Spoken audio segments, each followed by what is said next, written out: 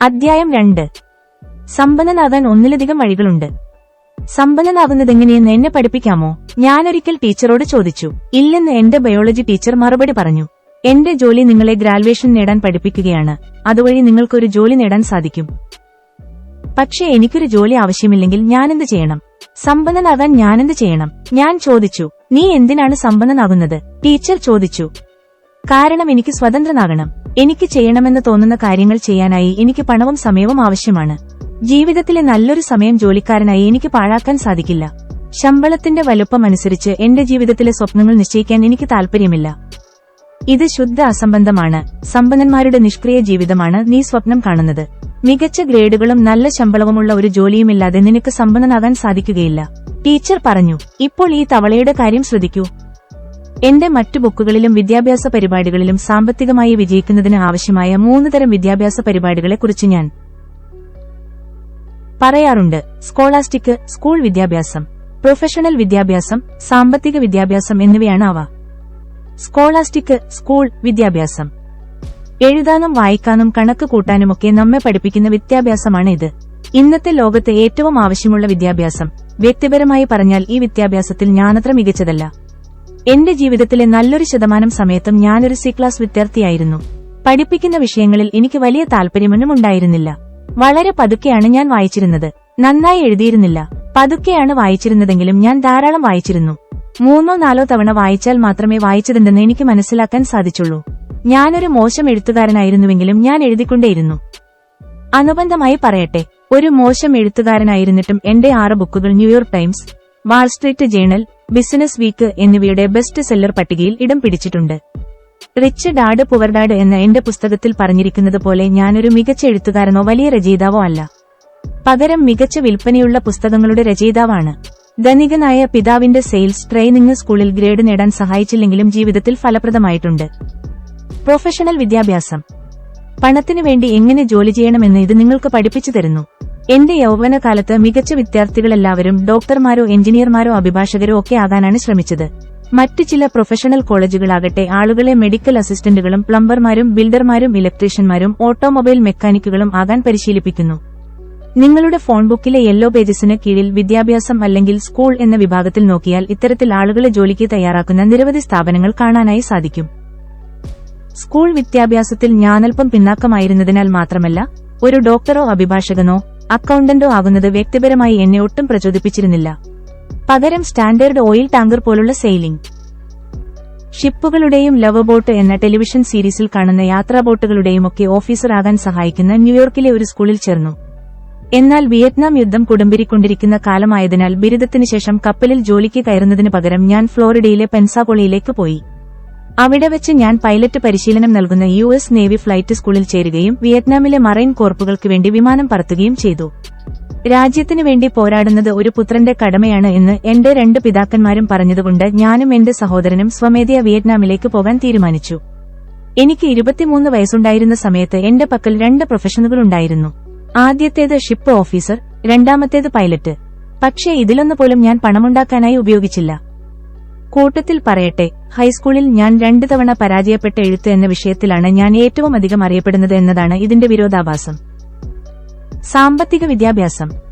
പണത്തിനു വേണ്ടി നിങ്ങൾ ജോലി ചെയ്യുന്നതിന് പകരം പണം നിങ്ങൾക്ക് വേണ്ടി ജോലി ചെയ്യുന്നത് എങ്ങനെയെന്നാണ് ഇതിലൂടെ പഠിക്കുന്നത്. നമ്മുടെ മിക്ക സ്കൂളുകളും ഈ 3-ാം ഘട്ട വിദ്യാഭ്യാസം നൽകുന്നില്ല. യഥാർത്ഥ ലോകത്ത് ഒരാൾക്ക് വേണ്ടത് മികച്ച സ്കൂൾ വിദ്യാഭ്യാസവും പ്രൊഫഷനുമാണെന്നാണ് ദരിദ്രനായ പിതാവ് എന്നെ പഠിപ്പിച്ചത്. എന്നാൽ മോശം സാമ്പത്തിക വിദ്യാഭ്യാസമാണ് ലഭിക്കുന്നതെങ്കിൽ നിങ്ങളെപ്പോഴും സമ്പന്നനു വേണ്ടി ജോലി ചെയ്തുകൊണ്ടേയിരിക്കുമെന്ന് എന്റെ ധനികനായ പിതാവ് എന്നോട് പറഞ്ഞു. ധനികനായ പിതാവ് എന്നെ പഠിപ്പിച്ച സാമ്പത്തിക വിദ്യാഭ്യാസം നൽകുന്ന ഉത്പന്നങ്ങൾ നിർമ്മിക്കാനാണ് റിച്ച് ഡാഡ് കോമിലൂടെ ഞാൻ ശ്രമിക്കുന്നത്. ബോർഡ് ഗെയിമുകൾ, cash flow 101, cash flow 102, cash flow for kids തുടങ്ങിയ ഞങ്ങളുടെ ഉത്പന്നങ്ങൾ ധനികനായ പിതാവ് എനിക്ക് നൽകിയ സാമ്പത്തിക വിദ്യാഭ്യാസം രസകരമായ രീതിയിൽ പഠിപ്പിക്കുകയും ഒരു സമ്പന്നന്റെ മാനസികാവസ്ഥ സൃഷ്ടിക്കുകയും ചെയ്യുന്നു. പണത്തിനായി ജോലിയെടുക്കുന്നതിന് പകരം പണം നിങ്ങൾക്കായി ജോലിയെടുക്കുന്നത് എങ്ങനെയെന്ന് പഠിക്കുക. ഒരു സാമ്പത്തിക ദുരന്തം. എന്റെ അഭിപ്രായത്തിൽ യുണൈറ്റഡ് സ്റ്റേറ്റ്സ് പോലെയുള്ള പാശ്ചാത്യ രാജ്യങ്ങളിലും ഒരു വലിയ സാമ്പത്തിക ദുരന്തം വരാനിരിക്കുകയാണ്. വിദ്യാർത്ഥികൾക്ക് യാഥാർത്ഥ്യ ബോധ്യത്തോടെയുള്ള ഒരു സാമ്പത്തിക വിദ്യാഭ്യാസം നൽകുന്നതിൽ നമ്മുടെ വിദ്യാഭ്യാസ സമ്പ്രദായം പരാജയപ്പെട്ടത് മൂലമുള്ള ഒരു സാമ്പത്തിക ദുരന്തം. നിർഭാഗ്യവശാൽ നമുക്കെല്ലാം അറിയാവുന്നതുപോലെ നമുക്ക് സ്കൂളുകളിൽ നിന്ന് മതിയായ സാമ്പത്തിക വിദ്യാഭ്യാസം ലഭിക്കുന്നില്ല. എന്റെ അഭിപ്രായത്തിൽ എങ്ങനെ പണം പരിപാലിക്കണമെന്നും നിക്ഷേപിക്കണമെന്നും പഠിക്കുന്നത് ഒരു പ്രധാനപ്പെട്ട ലൈഫ് സ്കില്ലാണ്. അടുത്തിടെ ദശലക്ഷക്കണക്കിന് ആളുകൾക്ക് ഓഹരി വിപണിയിൽ ലക്ഷം കോടി ഡോളറുകൾ നഷ്ടപ്പെടുന്നത് നാം കണ്ടു. 1950 ശേഷം ജനിച്ച ആളുകൾക്ക് റിട്ടയർമെന്റിന് ആവശ്യമായ പണമില്ലാത്തത് മൂലം ഒരു സാമ്പത്തിക ദുരന്തമുണ്ടാകുമെന്ന് ഞാൻ പ്രവചിച്ചു. റിട്ടയർമെന്റിന് ശേഷമുള്ള ജീവിതത്തിന് പണമില്ലാത്തതിനേക്കാൾ പ്രധാനമാണ് മെഡിക്കൽ പരിചരണത്തിന് പണമില്ലാത്തത്. റിട്ടയർ ചെയ്തതിനു ശേഷം നിങ്ങളുടെ ജീവിത ചെലവുകൾ ഗണ്യമായി കുറയ്ക്കണമെന്ന് നിങ്ങളുടെ സാമ്പത്തിക ഉപദേശകർ സ്ഥിരമായി പറയുന്നത് ഞാൻ കേൾക്കാറുണ്ട്. ഇത്തരം സാമ്പത്തിക ഉപദേശകർ നിങ്ങളോട് ഒരിക്കലും നിങ്ങളുടെ ജീവിത ചെലവ് കുറച്ചാലും മെഡിക്കൽ ചെലവുകളുടെ കാര്യം മിണ്ടാറില്ല. പണമില്ലാത്തവരെ ഗവൺമെന്റ് നോക്കിക്കോളുമെന്ന് എന്റെ ദരിദ്രനായ പിതാവ് വിശ്വസിച്ചിരുന്നു. മനസ്സുകൊണ്ട് ഞാൻ അത് അംഗീകരിച്ചിരുന്നെങ്കിലും ജീവിക്കാനും മെഡിക്കൽ ചെലവുകൾക്കുമായി അടുത്ത് തന്നെ പണം ആവശ്യമായി വരുന്ന ദശലക്ഷക്കണക്കിന് ആളുകൾക്ക് വേണ്ടി ഗവൺമെന്റ് എങ്ങനെ പണം കണ്ടെത്തുമെന്ന് എന്റെ സാമ്പത്തിക മനസ്സ് അത്ഭുതപ്പെട്ടുകൊണ്ടിരുന്നു. 2010 ബേബി ബൂം കാലഘട്ടത്തിലെ 83 മില്യൺ പേർ റിട്ടയർ ചെയ്യാൻ പോവുകയാണ്. എന്റെ ചോദ്യം ഇതാണ്: ഇതിൽ എത്ര പേർക്ക് ജോലി ചെയ്തിരുന്ന കാലം കഴിഞ്ഞാലും നിലനിൽക്കാനാകും? ദശലക്ഷക്കണക്കിന് ആളുകൾക്ക് ജീവിക്കാൻ ശതകോടിക്കണക്കിന് ഡോളറുകൾ ആവശ്യമായി വരും. ലോകത്തെ ചെറുപ്പക്കാർ, വൃദ്ധരായ ആളുകളുടെ ജീവിത ചെലവ് ഏറ്റെടുക്കാൻ തയ്യാറാണോ? എന്റെ അഭിപ്രായത്തിൽ നമ്മുടെ സ്കൂളുകളിൽ എത്രയും വേഗം സാമ്പത്തിക വിദ്യാഭ്യാസം നൽകേണ്ടതാണ്. തവളകളെ കീറിമുറിച്ച് പഠിക്കുന്നത് പോലെ തന്നെ പ്രധാനമാണ് പണമെങ്ങനെ നിക്ഷേപിക്കണമെന്നും പരിപാലിക്കണമെന്നും പഠിക്കുന്നത്. വ്യക്തിപരമായ അഭിപ്രായം: എന്റെ ഭാര്യയ്ക്കും എനിക്കും ജോലിയില്ലാതിരുന്നിട്ടും ഗവൺമെന്റ് സഹായമോ ഓഹരി, മ്യൂച്വൽ ഫണ്ട് നിക്ഷേപമോ ഇല്ലാതിരുന്നിട്ടും വളരെ നേരത്തെ തന്നെ റിട്ടയർ ചെയ്യാൻ സാധിച്ചു. ഓഹരിയിലോ മ്യൂച്വൽ ഫണ്ടിലോ നിക്ഷേപമില്ലെങ്കിൽ എന്തു ചെയ്യും? അത് വളരെ അപകടം പിടിച്ച നിക്ഷേപമാണ് എന്നതാണ് ഞങ്ങളെ സംബന്ധിച്ച കാരണം. എന്റെ അഭിപ്രായത്തിൽ എല്ലാ നിക്ഷേപത്തെക്കാളും അപകടം പിടിച്ചതാണ് മ്യൂച്വൽ ഫണ്ടുകൾ. എന്നാൽ നിങ്ങൾക്ക് മതിയായ സാമ്പത്തിക വിദ്യാഭ്യാസവും അനുഭവ പരിചയവും ഇല്ലെങ്കിൽ ഇത് തന്നെയാണ് നല്ല നിക്ഷേപം. നിങ്ങൾ സാമ്പത്തിക വാർത്തകൾ ഇടയ്ക്കിടെ പിന്തുടരുന്ന വ്യക്തിയാണെങ്കിൽ 2000 മാർച്ച് മാസത്തിൽ ആരംഭിച്ച ഓഹരി വിപണിയിലെ തകർച്ചയ്ക്ക് മുൻപ് ദീർഘകാലത്തേക്ക് നിക്ഷേപിക്കൂ, വാങ്ങി കൈയിൽ സൂക്ഷിക്കൂ, വിവിധ ഇടങ്ങളിൽ നിക്ഷേപിക്കൂ എന്നൊക്കെ ധനകാര്യ ഉപദേശകർ പറയുന്നത് കേട്ടിട്ടുണ്ടാകും. ഓഹരി വിപണിയുടെ തകർച്ചയ്ക്ക് ശേഷവും അവർ ഇത് 0.6 പറഞ്ഞുകൊണ്ടിരിക്കുന്നു. ദീർഘകാലത്തേക്ക് നിക്ഷേപിക്കൂ, വാങ്ങി കൈയിൽ സൂക്ഷിക്കൂ, വിവിധ ഇടങ്ങളിൽ നിക്ഷേപിക്കൂ. ഇതിൽ നിന്ന് വ്യത്യസ്തമായി എന്തെങ്കിലും ഉപദേശം നിങ്ങൾ കണ്ടിരുന്നോ? സമ്പന്നനാകാൻ ഏറ്റവും നല്ല മാർഗം സ്വന്തമായി ഒരു ബിസിനസ് ആരംഭിക്കുകയാണ്. നിങ്ങൾ സ്വന്തം ബിസിനസ് ആരംഭിച്ച് ശക്തമായ പണവരവ് ഉണ്ടായിക്കഴിഞ്ഞാൽ നിങ്ങൾക്ക് മറ്റ് ആസ്തികളിൽ നിക്ഷേപിക്കാവുന്നതാണ്. അതുകൊണ്ട് തന്നെ നിങ്ങൾക്ക് മതിയായ സാമ്പത്തിക വിദ്യാഭ്യാസമില്ലെങ്കിൽ പണം സമ്പാദിക്കൂ, മ്യൂച്വൽ ഫണ്ടിൽ നിക്ഷേപിക്കൂ, ദീർഘകാലത്തേക്ക് നിക്ഷേപിക്കൂ തുടങ്ങി സാമ്പത്തിക ഉപദേശകരുടെ ഉപദേശങ്ങൾ സ്വീകരിക്കേണ്ടതായി വരും. നിങ്ങൾക്ക് സാമ്പത്തിക വിദ്യാഭ്യാസമുണ്ടെങ്കിൽ നിങ്ങൾക്ക് ഈ അപകടം പിടിച്ച ഉപദേശങ്ങൾ സ്വീകരിക്കേണ്ടതായി വരില്ല. പകരം ധനവാനായ പിതാവ് എനിക്ക് ഉപദേശിച്ച് തന്നതുപോലെ നിങ്ങൾക്ക് സ്വന്തമായി ഒരു ബിസിനസ് നിർമ്മിക്കാം. സമ്പന്നനാകാൻ ഏറ്റവും നല്ല മാർഗം സ്വന്തമായി ഒരു ബിസിനസ് ആരംഭിക്കുകയാണ്. നിങ്ങൾ സ്വന്തം ബിസിനസ് ആരംഭിച്ച് ശക്തമായ പണവരവ് ഉണ്ടായിക്കഴിഞ്ഞാൽ നിങ്ങൾക്ക് മറ്റ് ആസ്തികളിൽ നിക്ഷേപിക്കാവുന്നതാണ്. സമ്പന്നനാകാനുള്ള മറ്റു വഴികൾ: മതിയായ സാമ്പത്തിക വിദ്യാഭ്യാസമില്ലാത്തതിനാൽ ബിസിനസ് നെറ്റ്വർക്ക് ആരംഭിക്കുകയല്ലാതെ സമ്പന്നനാകാനുള്ള പലതരം രസകരമായ വഴികളുമായി നിരവധി പേരെത്താറുണ്ട്. ഉദാഹരണത്തിന്, ദശലക്ഷക്കണക്കിന് ആളുകൾ ലോട്ടറിയെടുത്തും കഠിനാധ്വാനം ചെയ്ത് പണം സമ്പാദിച്ചുമൊക്കെ സമ്പന്നരാകാൻ ശ്രമിക്കാറുണ്ട്. നിങ്ങൾക്ക് ശക്തമായ സാമ്പത്തിക വിദ്യാഭ്യാസമുണ്ടെങ്കിൽ ഇത്തരം അപകടം പിടിച്ച ഉപദേശങ്ങൾ പിന്തുടരുകയില്ല. ചില ആളുകൾ ഇത്തരം വിവിധ രീതികൾ പരീക്ഷിച്ച് യഥാർത്ഥത്തിൽ സമ്പന്നരാകാറുണ്ട്. നിങ്ങൾക്ക് സമ്പന്നനാകണമെങ്കിൽ നിങ്ങൾക്ക് യോജിച്ച ഒരു വഴി കണ്ടെത്തേണ്ടതുണ്ട്. മറ്റുള്ളവർ സമ്പന്നരായിട്ടുള്ള ചില വഴികൾ താഴെ കൊടുക്കുന്നു. 1. പണത്തിനു വേണ്ടി ഒരു സ്ത്രീയെ പുരുഷന് വിവാഹം കഴിക്കുന്നത്. സമ്പന്നനാകാനുള്ള ഏറ്റവും ജനപ്രിയമായ വഴിയാണ് ഇത്. എന്നിരുന്നാലും വിവാഹം കഴിക്കുന്ന വ്യക്തി ഏത് തരക്കാരിയാണെന്ന് നിങ്ങൾ അറിഞ്ഞിരിക്കണമെന്ന് ധനികനായ പിതാവ് എപ്പോഴും പറയാറുണ്ട്. 2. ഒരു കൌശലക്കാരനായിക്കൊണ്ട് നിങ്ങൾക്ക് പണക്കാരനാകാം. ഒരു കൌശലക്കാരനായിരിക്കുന്നതിന്റെ പ്രധാന പ്രശ്നമെന്ന് പറയുന്നത് നിങ്ങൾ കൂട്ടുകൂടേണ്ടത് മറ്റ് കൌശലക്കാരുമായിട്ടായിരിക്കും എന്നതാണ് എന്ന് ധനികനായ പിതാവ് പറഞ്ഞിട്ടുണ്ട്. ഭൂരിഭാഗം ബിസിനസ്സുകളും വിശ്വാസത്തിന്റെ പുറത്താണ് പ്രവർത്തിക്കുന്നത്. എന്നാൽ നിങ്ങളുടെ പാർട്ട്ണർമാർ കൌശലക്കാർ ആയിരിക്കുമ്പോൾ നിങ്ങൾക്കെങ്ങനെയാണ് വിശ്വസ്തരായിരിക്കാൻ സാധിക്കുന്നത്? നിങ്ങൾ സത്യസന്ധനായിരിക്കുകയും ബിസിനസ്സിൽ സത്യസന്ധമായ ഒരു തെറ്റ് വരുത്തുകയും ചെയ്താൽ ഭൂരിഭാഗം പേരും നിങ്ങൾക്ക് രണ്ടാമതൊരു അവസരം നൽകാറുണ്ട്. ഇതുകൂടാതെ തെറ്റിൽ നിന്ന് നിങ്ങൾ പാഠം പഠിക്കുക കൂടി ചെയ്താൽ നിങ്ങൾ നല്ലൊരു ബിസിനസ് വ്യക്തിത്വമായി മാറും. എന്നാൽ നിങ്ങളൊരു കൌശലക്കാരനായിരിക്കുകയും ബിസിനസ്സിൽ തെറ്റുവരുത്തുകയും ചെയ്താൽ ഒന്നുകിൽ നിങ്ങൾ ജയിലിൽ പോകും, അല്ലെങ്കിൽ നിങ്ങളുടെ പാർട്ട്ണർമാർ നിങ്ങളെ കഠിനമായി ശിക്ഷിക്കും. 3. അത്യാഗ്രഹി ആയിക്കൊണ്ട് നിങ്ങൾക്ക് പണക്കാരനാകാം. ഈ ലോകം അത്യാഗ്രഹം കൊണ്ട് സമ്പന്നരായവരെ കൊണ്ടു നിറഞ്ഞിരിക്കുകയാണ് എന്ന് എന്റെ ധനികനായ പിതാവ് എപ്പോഴും പറയുമായിരുന്നു. വിവിധ തരത്തിൽ സമ്പന്നരായവരിൽ ഏറ്റവും പുഷ്ടി അർഹിക്കുന്ന സമ്പന്നരാണ് അത്യാഗ്രഹത്തിലൂടെ സമ്പന്നരായവർ.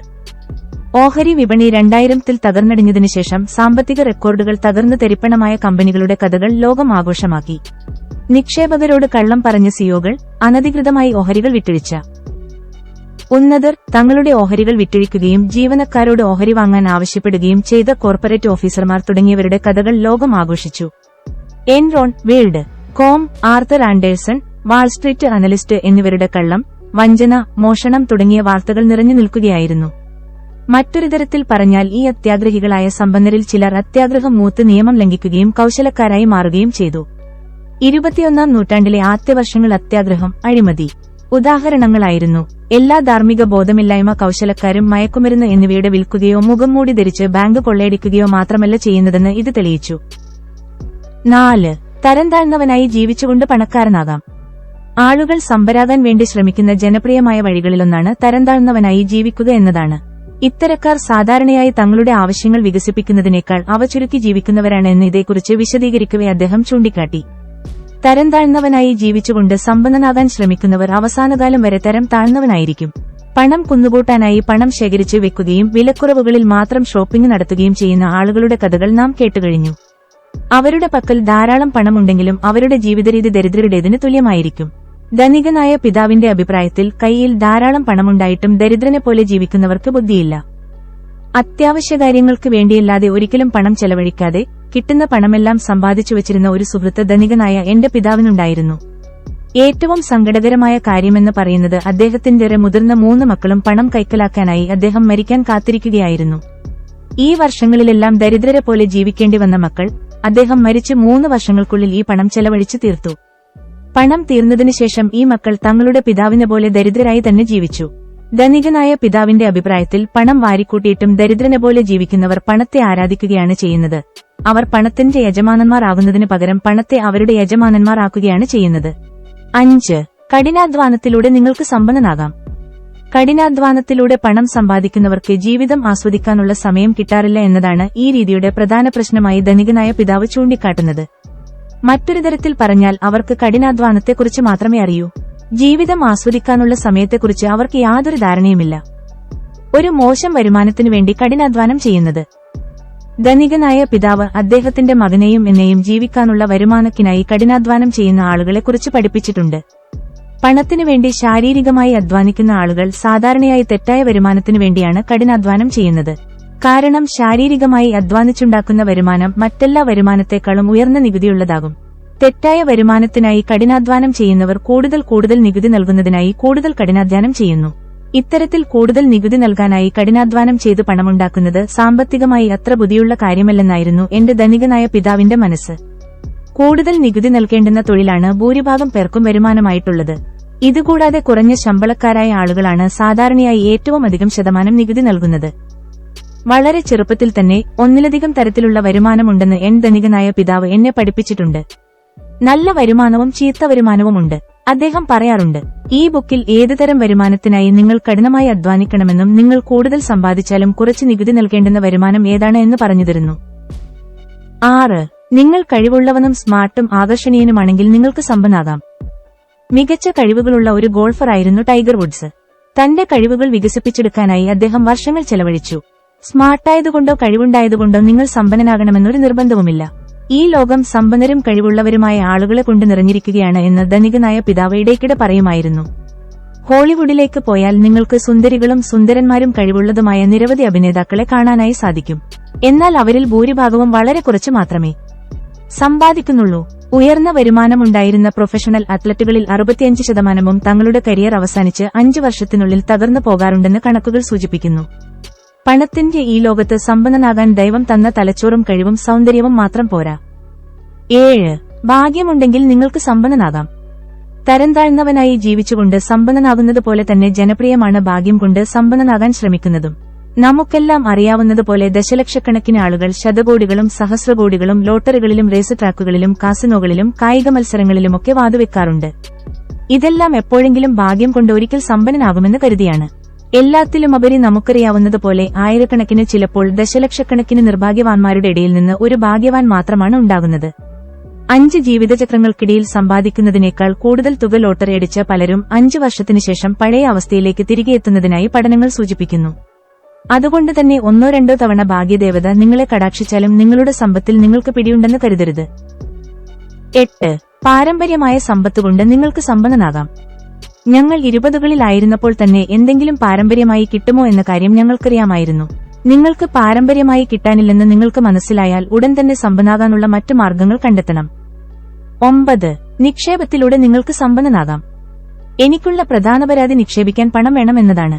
ഇതുകൂടാതെ ഭൂരിഭാഗം കേസുകളിലും ഇത് ശരിയാണ്. നിക്ഷേപത്തിന് മറ്റൊരു പ്രശ്നം കൂടിയുണ്ട്. നിങ്ങൾക്ക് സാമ്പത്തിക വിദ്യാഭ്യാസമില്ലെങ്കിലോ അല്ലെങ്കിൽ നിങ്ങൾ ഒരു നിക്ഷേപകനാകാൻ പരിശീലനം നേടുകയോ ചെയ്തിട്ടില്ലെങ്കിൽ നിങ്ങൾക്കുള്ളതെല്ലാം നഷ്ടപ്പെടാം.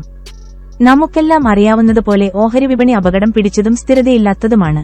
അതായത് ഒരു ദിവസം നിങ്ങൾ പണമുണ്ടാക്കിയാൽ അടുത്ത ദിവസം അത് നഷ്ടപ്പെട്ടേക്കാം. റിയൽ എസ്റ്റേറ്റിൽ നിങ്ങൾക്ക് നിങ്ങളുടെ ബാങ്കറുടെ പണം നിക്ഷേപിക്കാവുന്നതാണ്. എങ്കിലും ഇതിലൂടെ ധനം സമ്പാദിക്കണമെങ്കിലും കുറച്ച് പണവും വിദ്യാഭ്യാസവും ആവശ്യമാണ്. നിക്ഷേപിക്കാനുള്ള പണം എങ്ങനെ കണ്ടെത്താമെന്നാണ് നിങ്ങൾ ഈ ബുക്കിലൂടെ പഠിക്കുന്നത്. എന്നാൽ അതിനേക്കാൾ പ്രധാനമായി നിങ്ങൾ നിങ്ങളുടെ പണം നിക്ഷേപിക്കുന്നതിന് മുൻപായി എങ്ങനെ നിക്ഷേപകനാകാമെന്നും പറഞ്ഞുതരുന്നു. 10. ഒരു ബിസിനസ് കെട്ടിപ്പടുക്കുന്നതിലൂടെ നിങ്ങൾക്ക് സമ്പന്നനാകാം. ഭൂരിഭാഗം സമ്പന്നന്മാരും അതിസമ്പന്നന്മാരായത് ഒരു ബിസിനസ് കെട്ടിപ്പടുത്തതിലൂടെയാണ്. ബിൽ ഗേറ്റ്സ് മൈക്രോസോഫ്റ്റ് ഉണ്ടാക്കി. മൈക്കൽ ഡെൽ തന്റെ ഡോർമിറ്ററി മുറിയിലാണ് ഡെൽ കമ്പ്യൂട്ടേഴ്സ് ആരംഭിച്ചത്. ഒന്നുമില്ലായ്മയിൽ നിന്ന് ഒരു ബിസിനസ് കെട്ടിപ്പടുക്കുന്നത് അപകടം പിടിച്ച പണിയാണ്. എന്നാൽ ഒരു ഫ്രാഞ്ചൈസി വാങ്ങുന്നത് അത്ര അപകടം പിടിച്ച പണിയല്ല. എന്നാൽ പണച്ചിലവേറിയ കാര്യമാണ്. അറിയപ്പെടുന്ന ഒരു ഫ്രാഞ്ചൈസിയുടെ അവകാശം വാങ്ങാൻ മാത്രം ചുരുങ്ങിയത് 1 ലക്ഷം മുതൽ $1.5 മില്യൺ വരെ ചെലവാകും. ആദ്യത്തെ ഈ തുക കൂടാതെ പരിശീലനം, പരസ്യം, പിന്തുണ എന്നിവയ്ക്കായി മാസാമാസം നല്ലൊരു തുക ഹെഡ് ക്വാർട്ടേഴ്സിലേക്ക് നൽകണം. ഇതുകൂടാതെ എല്ലാവിധ പിന്തുണയുണ്ടായാലും ഇത് നല്ലൊരു സമ്പാദ്യം ഉറപ്പുതരുന്നില്ല. സ്വന്തം ഫ്രാഞ്ചൈസി നഷ്ടത്തിലാണെങ്കിലും ഫ്രാഞ്ചൈസർക്ക് അല്ലെങ്കിൽ ഹെഡ് ക്വാർട്ടേഴ്സിലേക്ക് പണം നൽകാൻ പലപ്പോഴും നിർബന്ധിക്കപ്പെടും. എന്നിരുന്നാലും ഒന്നുമില്ലായ്മയിൽ നിന്നും നിങ്ങളുടെ സ്വന്തം ബിസിനസ് ആരംഭിക്കുന്നത്ര അപകടം പിടിച്ച പണിയല്ല ഒരു ഫ്രാഞ്ചൈസി വാങ്ങുന്നത്. ഫ്രാഞ്ചൈസികളിൽ 3/4 കാലക്രമേണ കണക്കുകൾ സൂചിപ്പിക്കുന്നു തകർന്നു പോകാറുണ്ടെന്ന്. വമ്പൻ ബിസിനസ് ഉടമകളും ചെറുകിട ബിസിനസ് ഉടമകളും തമ്മിലുള്ള വ്യത്യാസം. സമ്പന്നനാകാനുള്ള 11ാമത്തെ മാർഗത്തിലേക്ക് പോകുന്നതിന് മുൻപായി വമ്പൻ ബിസിനസ് ഉടമകളും ചെറുകിട ബിസിനസ് ഉടമകളും തമ്മിലുള്ള വ്യത്യാസത്തെക്കുറിച്ച് നിങ്ങളോട് ചർച്ച ചെയ്യാൻ ഞാൻ ആഗ്രഹിക്കുന്നു. വ്യത്യാസം എന്ന് പറയുന്നത് വമ്പൻ ബിസിനസ്സുകാർ നെറ്റ്വർക്കുകൾ നിർമ്മിക്കുന്നു എന്നതാണ്. ഈ ലോകം റെസ്റ്റോറന്റ് ഉടമകളായ ചെറുകിട ബിസിനസ്സുകാരെ കൊണ്ട് നിറഞ്ഞിരിക്കുകയാണ്. ഒരു റെസ്റ്റോറന്റിന്റെ മാത്രം ഉടമയായ വ്യക്തിയും മക്ഡൊണാൾഡ്സിന്റെ ഉടമയായ റേയും തമ്മിലുള്ള പ്രധാന വ്യത്യാസം എന്ന് പറയുന്നത് മക്ഡൊണാൾഡ്സ് ഫ്രാഞ്ചൈസി നെറ്റ്വർക്ക് എന്നറിയപ്പെടുന്ന ഹാംബർഗർ റെസ്റ്റോറന്റുകളുടെ ഒരു ശൃംഖലയാണ്. ഇതേ വൈരുദ്ധ്യത്തിന് ഉദാഹരണമാണ് ഒരു ടെലിവിഷൻ റിപ്പയർ ഷോപ്പിന്റെ ഉടമസ്ഥനും കേബിൾ ന്യൂസ് നെറ്റ്വർക്ക് എന്ന CNN-ന്റെ ഉടമസ്ഥനായ ടെഡ് ടർണറും തമ്മിലുള്ളത്. ഇവിടെയും നെറ്റ്വർക്ക് എന്ന വാക്ക് ശ്രദ്ധിക്കുക. അതായത് ചെറുകിട ബിസിനസ്സുകാരും വൻകിട ബിസിനസ്സുകാരും തമ്മിലുള്ള പ്രധാന വ്യത്യാസമെന്ന് പറയുന്നത് നെറ്റ്വർക്കിന്റെ വലുപ്പത്തിലുള്ള വ്യത്യാസമാണ്. നിരവധി ചെറുകിട ബിസിനസ്സുകാർ ബിസിനസ് സ്വന്തമാക്കിയിട്ടുണ്ടെങ്കിലും വളരെ കുറച്ചു പേർ മാത്രമാണ് നെറ്റ്വർക്കുകൾ സൃഷ്ടിച്ചിട്ടുള്ളത്. ചുരുക്കിപ്പറഞ്ഞാൽ ലോകത്തെ സമ്പന്നന്മാർ ഇന്നും കാണും വിധം സമ്പന്നനായതിനു പിന്നിൽ ബിസിനസ് നെറ്റ്വർക്കുകൾ സൃഷ്ടിച്ചതാണ്. സമ്പന്നനാകാനുള്ള 11ാമത്തെ വഴി. 11. ഒരു നെറ്റ്വർക്ക് മാർക്കറ്റിംഗ് ബിസിനസ് തുടങ്ങുക. നെറ്റ്വർക്ക് മാർക്കറ്റിംഗിനെ സമ്പന്നനാകാനുള്ള 11ാമത്തെ അല്ലെങ്കിൽ ഒരു പ്രത്യേക മാർഗമായി കാണുന്നതിന് കാരണം ഇത് സമ്പത്ത് ആർജിക്കാനുള്ള ഏറ്റവും പുതിയതും വിപ്ലവകരവുമായ ഒരു മാർഗമാണ് എന്നതാണ്. സമ്പന്നനാകാനുള്ള ആദ്യത്തെ 10 വഴികളിലേക്ക് കണ്ണോടിച്ചാൽ അതെല്ലാം ആർക്കാണോ സമ്പന്നനാകേണ്ടത് ആ വ്യക്തിയെ കേന്ദ്രീകരിച്ചുള്ളതാണ് എന്ന് മനസ്സിലാക്കാം. മറ്റൊരു തരത്തിൽ പറഞ്ഞാൽ ഈ വഴികളെല്ലാം 061 അത്യാഗ്രഹത്തിൽ കേന്ദ്രീകരിച്ചുള്ളതാണ് എന്ന് കാണാം. ഉദാഹരണത്തിന് തരംതാഴ്ന്നവനായി ജീവിച്ചുകൊണ്ട് സമ്പന്നനാകാൻ ശ്രമിക്കുന്ന ഒരാൾ പ്രധാനമായും ശ്രദ്ധ കേന്ദ്രീകരിക്കുന്നത് തങ്ങളിൽ തന്നെ ആയിരിക്കും. വളരെ കുറച്ച് കുടുംബം അല്ലെങ്കിൽ സുഹൃത്തുക്കൾ മാത്രമായിരിക്കും സമ്പന്നരാകുക. പണത്തിനായി വിവാഹം കഴിക്കുന്നയാൾ അവൾക്ക് ആവശ്യമായ പണത്തിൽ തന്നെയാകും ശ്രദ്ധ കേന്ദ്രീകരിക്കുക. എന്നാൽ വമ്പൻ ബിസിനസ്സുകൾ പോലും വളരെ കുറച്ച് ആളുകളെ മാത്രമേ സമ്പന്നരാക്കുന്നുള്ളൂ. ഫ്രാഞ്ചൈസി വന്നതോടെ കൂടുതൽ ആളുകൾക്ക് ബിസിനസ് ഉടമകളാകാനുള്ള അവസരം ലഭിക്കുകയും സമ്പത്ത് പങ്കുവെക്കപ്പെടുകയും ചെയ്തു. ഭൂരിഭാഗം കേസുകളിലും ഫ്രാഞ്ചൈസി ബിസിനസ്സുകൾ അവ വാങ്ങാൻ പണമുള്ളവർക്ക് വേണ്ടി മാത്രം പരിമിതപ്പെടുത്തിയിരിക്കുകയാണ്. ഒരു മക്ഡൊണാൾഡ്സ് ഫ്രാഞ്ചൈസിക്ക് $1 മില്യൺ മുകളിലാണ് വില. അതുകൊണ്ട് മാത്രം ഈ ആളുകൾ അത്യാഗ്രഹികളോ മോശക്കാരോ ആണെന്ന് ഞാൻ പറയില്ല.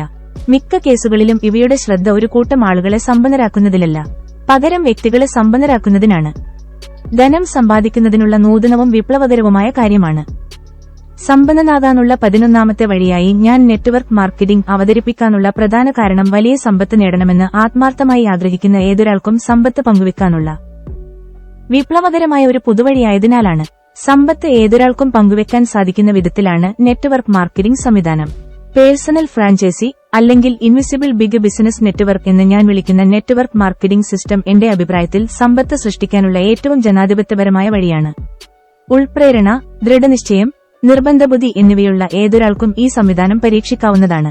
ഏത് കോളേജിലാണ് നിങ്ങൾ പഠിച്ചത്, അല്ലെങ്കിൽ കോളേജിൽ പഠിച്ചിട്ടുണ്ടോ? എത്ര പണമുണ്ടാക്കി? ഏത് വംശത്തിൽപ്പെട്ടയാളാണ്?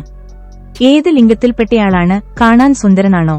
മാതാപിതാക്കൾ ആരൊക്കെയാണ്? എത്ര ജനപ്രിയനാണ് എന്നതൊന്നും ഇവിടെ പ്രസക്തമല്ല. നിങ്ങൾ എത്രത്തോളം പഠിക്കാൻ തയ്യാറാണ്? എത്രത്തോളം മാറാനും വളരാനും തയ്യാറാണ്? ഒരു ബിസിനസ് ഉടമസ്ഥനാകുന്ന സമയത്ത് അതിൽ ലാഭനഷ്ട സാധ്യതകളുണ്ടെങ്കിലും ബിസിനസ്സിൽ തന്നെ ഉറച്ചു നിൽക്കുന്നു എന്നിവയൊക്കെ ഭൂരിഭാഗം നെറ്റ്വർക്ക് കമ്പനികളും പ്രാഥമികമായി പരിഗണിക്കുന്ന കാര്യങ്ങളാണ്. സമ്പത്ത് സൃഷ്ടിക്കാൻ നാടകീയമായ ഒരു വഴിയാണ് ഞാൻ പേഴ്സണൽ ഫ്രാഞ്ചൈസി എന്ന് സാധാരണയായി വിളിക്കുന്ന നെറ്റ്വർക്ക് മാർക്കറ്റിംഗ് വിഭാഗം. അടുത്തിടെ വളരെ പ്രസിദ്ധനും സമ്പന്നനുമായ ഒരു നിക്ഷേപകൻ ഒരു പ്രസിദ്ധമായ ബിസിനസ് സ്കൂളിൽ നടത്തിയ പ്രഭാഷണത്തിന്റെ ഓഡിയോ റെക്കോർഡിംഗ് കേൾക്കാനിടയായി. പുകഴ്ത്തുകയാണ് എന്ന് തോന്നാതിരിക്കാനായി ഞാൻ ഇവിടെ ആ സ്കൂളിന്റെ പേരും ആ വ്യക്തിയുടെ പേരും ഒഴിവാക്കുന്നു. നിക്ഷേപിക്കുന്നത് എങ്ങനെയെന്ന് ആളുകളെ പഠിപ്പിക്കുന്നതിൽ എനിക്ക് താൽപര്യമില്ല. പാവപ്പെട്ട ആളുകളെ ജീവിതത്തിൽ മുന്നേറാൻ സഹായിക്കുന്നതിലും എനിക്ക് താൽപര്യമില്ല. ആകെ എനിക്ക് വേണ്ടത് ഈ പ്രസിദ്ധമായ ബിസിനസ് സ്കൂളിൽ ഒത്തുചേർന്നിരിക്കുന്ന നിങ്ങളെപ്പോലുള്ള മിടുക്കന്മാരുമായി സമയം ചെലവഴിക്കുക എന്നതാണ്. വ്യക്തിപരമായി അയാൾ പറഞ്ഞതിനോട് ഞാൻ യോജിക്കുന്നില്ല എങ്കിലും അദ്ദേഹത്തിന്റെ സത്യസന്ധതയെ ഞാൻ ബഹുമാനിക്കുന്നു. എന്റെ ജീവിതത്തിൽ നല്ലൊരു ശതമാനം സമയവും ഞാനെന്റെ ധനികനായ പിതാവിന്റെ ധനികരായ സുഹൃത്തുക്കൾക്കൊപ്പമാണ് വളർന്നത്. അതിനാൽ തന്നെ അഭിപ്രായ പ്രകടനങ്ങൾ ഞാൻ ഇടയ്ക്കിടെ കേൾക്കാറുമുണ്ട്. അവയൊക്കെയും രഹസ്യമായും പതുക്കെയുമായിരുന്നു. പൊതുജനമധ്യത്തിൽ അവർ ചാരിറ്റികളിൽ പങ്കെടുക്കുകയും ജനപ്രിയമായ കാര്യങ്ങൾക്ക് വേണ്ടി പണം സംഭാവന ചെയ്യുകയും ചെയ്തു. പക്ഷേ ഇതിൽ പലരും പരസ്യമായി മാത്രമേ ഇങ്ങനെ ചെയ്തിരുന്നുള്ളൂ.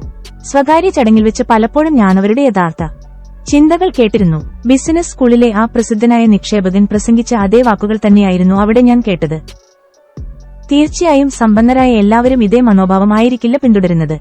സമ്പന്നരും വിജയിച്ചവരുമായ എത്രയെത്ര ആളുകളാണ് അത്യാഗ്രഹവും ഭാഗ്യമില്ലാത്തവരെ സഹായിക്കാതിരുന്നിട്ടുമൊക്കെ സമ്പന്നരും വിജയിച്ചവരുമായി മാറിയതെന്ന് ഞാൻ സ്ഥിരമായി അത്ഭുതപ്പെടാറുണ്ട്. എന്നാൽ ഞാൻ വീണ്ടും പറയുന്നു, എല്ലാ സമ്പന്നരും ഇതേ മനോഭാവമല്ല പിന്തുടരുന്നത്. എന്നാൽ എന്റെ അനുഭവത്തിൽ അത്തരമാളുകൾ നല്ലൊരു ശതമാനമുണ്ട്. സമ്പന്നരാകാൻ മേൽ സൂചിപ്പിച്ച കാര്യങ്ങളെക്കാൾ കുറച്ചുകൂടി സുതാര്യമാണ് എന്നതാണ് നെറ്റ്വർക്ക് മാർക്കറ്റിംഗ് വ്യവസായത്തെ ഞാൻ പിന്തുണയ്ക്കാനുള്ള പ്രാഥമികമായ കാര്യം. ലോകത്തെ ഏറ്റവും മികച്ച ബിസിനസ് വ്യക്തിത്വങ്ങളിലൊന്നായ ഹെൻറി ഫോർഡ് തന്റെ കമ്പനിയായ ഫോർഡ് മോട്ടോറിന്റെ മിഷൻ സ്റ്റേറ്റ്മെന്റ് പ്രാവർത്തികമാക്കിക്കൊണ്ടാണ് സമ്പന്നനായത്. ഫോർഡിന്റെ മിഷൻ സ്റ്റേറ്റ്മെന്റ് എന്ന് പറയുന്നത് വാഹനങ്ങളെ ജനാധിപത്യവൽക്കരിക്കുക എന്നതായിരുന്നു. വാഹനങ്ങൾ സമ്പന്നന്റെ മാത്രം ആഡംബരമായിരുന്ന ആ നൂറ്റാണ്ടിൽ അവയെ ജനാധിപത്യവൽക്കരിക്കുക എന്ന ഫോർഡിന്റെ മിഷൻ സ്റ്റേറ്റ്മെന്റ് ഏറെ വിപ്ലവാത്മകമായിരുന്നു. വാഹനങ്ങൾ എല്ലാവർക്കും പ്രാപ്യമാക്കുക എന്നതായിരുന്നു ഹെൻറി ഫോർഡിന്റെ ആശയം. അത് തന്നെയാണ് വാഹനങ്ങളെ ജനാധിപത്യവൽക്കരിക്കുക എന്നതുകൊണ്ട് ഉദ്ദേശിച്ചതും. രസകരമായ കാര്യമെന്ന് പറയുന്നത് ഹെൻറി ഫോർഡ് എഡിസണിന്റെ ജീവനക്കാരനായിരുന്നു. തനിക്ക് ലഭിച്ച ഒഴിവ് സമയത്താണ് അദ്ദേഹം തന്റെ ആദ്യത്തെ കാർ ഡിസൈൻ ചെയ്തത്. 1903 അങ്ങനെ ഫോർഡ് മോട്ടോർ കമ്പനി പിറവിയെടുത്തു. നിർമ്മാണ ചെലവ് കുത്തനെ കുറക്കുകയും ഒരു അസംബ്ലി ലൈൻ സ്ഥാപിക്കുകയും ചെയ്തുകൊണ്ട് വില കുറഞ്ഞ കാറുകൾ അദ്ദേഹം ധാരാളമായി ഉത്പാദിപ്പിച്ചു. അങ്ങനെ ഫോർഡ് ലോകത്തെ ഏറ്റവും വലിയ വാഹന നിർമ്മാതാക്കളായി മാറി. കാറിനെ എല്ലാവർക്കും പ്രാപ്യമാക്കുക മാത്രമല്ല, പകരം ആ വ്യവസായത്തിലെ ഏറ്റവും ഉയർന്ന ശമ്പളം തൊഴിലാളികൾക്ക് നൽകുകയും തൊഴിലാളികൾക്ക് ലാഭവിഹിതം പ്രഖ്യാപിക്കുകയും ചെയ്തു. അങ്ങനെ പ്രതിവർഷം ജനങ്ങൾക്ക് $30 മില്യൺ അദ്ദേഹം വിതരണം ചെയ്തു. 1900കളിൽ $30 മില്യൺ മൂല്യം ഇന്നത്തേതിൽ നിന്ന് ഏറെ കൂടുതലായിരുന്നു. മറ്റൊരു തരത്തിൽ പറഞ്ഞാൽ ഹെൻറി ഫോർഡ് സമ്പന്നനായത് അയാൾ തന്റെ ഉപഭോക്താക്കളെക്കുറിച്ച് മാത്രം ചിന്തിച്ചതുകൊണ്ടല്ല, പകരം തൊഴിലാളികളെക്കുറിച്ച് കൂടി ചിന്തിച്ചതുകൊണ്ടാണ്. ഹെൻറി ഫോർഡ് ഒരു അത്യാഗ്രഹിയായ മനുഷ്യനായിരുന്നില്ല, പകരം ഒരു നല്ല മനുഷ്യനായിരുന്നു. അന്നത്തെ ബൗദ്ധിക സമൂഹത്തിൽ നിന്ന് ഹെൻറി ഫോർഡിന് ധാരാളം വിമർശങ്ങളും വ്യക്തിഹത്യകളും ഏറ്റുവാങ്ങേണ്ടി വന്നു. തോമസ് എഡിസണിനെ പോലെ ഹെൻറി ഫോർഡും വലിയ വിദ്യാഭ്യാസമുള്ള ആളായിരുന്നില്ല.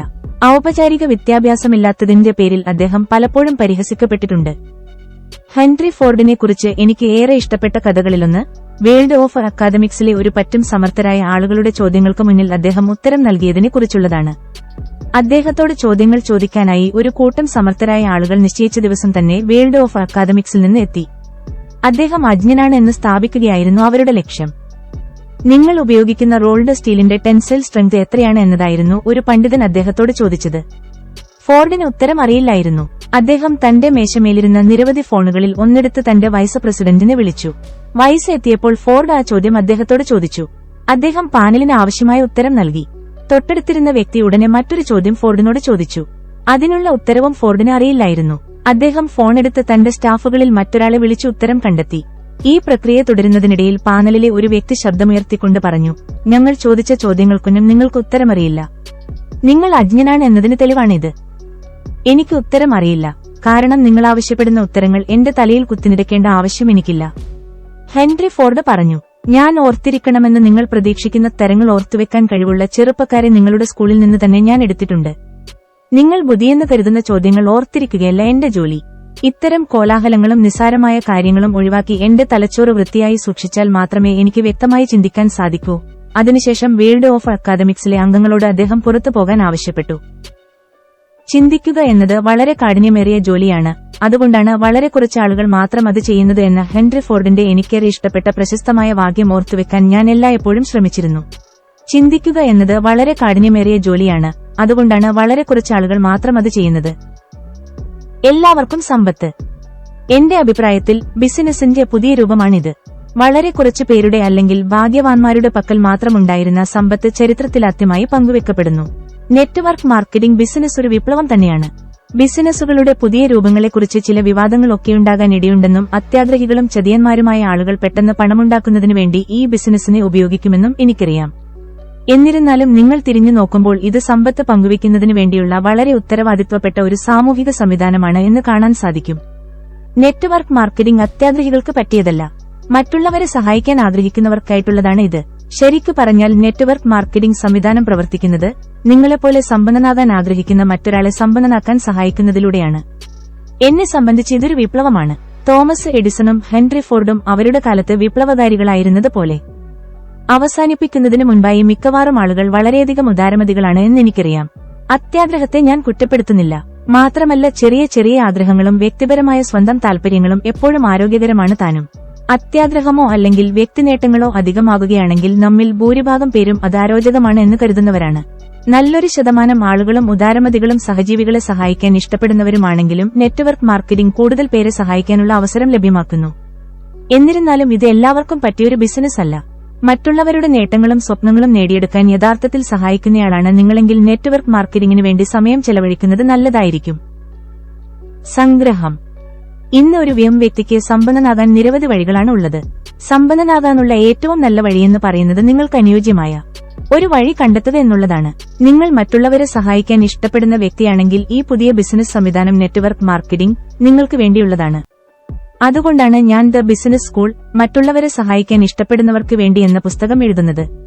മറ്റുള്ളവരെ സഹായിക്കുന്നത് നിങ്ങൾക്ക് പറ്റിയ പണിയല്ലെങ്കിൽ നിങ്ങൾക്ക് പണമുണ്ടാക്കാനുള്ള മറ്റു 10 വഴികളുണ്ട്. വരാനിരിക്കുന്ന അധ്യായങ്ങളിൽ മാർക്കറ്റിംഗ് കമ്പനികൾക്ക് വേണ്ടി ഞാൻ കണ്ടെത്തിയ അടിസ്ഥാന മൂല്യങ്ങളെക്കുറിച്ചാണ് ചർച്ച ചെയ്യുന്നത്. എന്റെ അഭിപ്രായത്തിൽ നിങ്ങൾ ഈ മേഖലയ്ക്ക് പറ്റിയ ആളാണോ അല്ലയോ എന്ന് തീരുമാനിക്കുവാൻ ഈ കോർ മൂല്യങ്ങൾ സഹായിക്കും. പണത്തേക്കാൾ വലുതാണ് ഈ മൂല്യങ്ങളെന്ന് ധനികനായ പിതാവ് അദ്ദേഹത്തിന്റെ മകനെയും എന്നെയും പഠിപ്പിച്ചിരുന്നു. നിങ്ങൾക്ക് തരംതാഴ്ന്നവനായും അത്യാഗ്രഹിയായും പണക്കാരനാകാൻ കഴിയും. അതേപോലെ ഉദാരമതികളായിരുന്നുകൊണ്ടും യഥേഷ്ടം സമ്പന്നനാകാം. നിങ്ങൾ ഏത് മാർഗം സ്വീകരിക്കുമെന്നത് നിങ്ങളുടെ ഉള്ളിലെ അടിസ്ഥാന മൂല്യങ്ങളുമായി ചേർന്ന് നിൽക്കുമെന്ന് ധനികനായ പിതാവ് ഇടയ്ക്കിടെ പറയുമായിരുന്നു.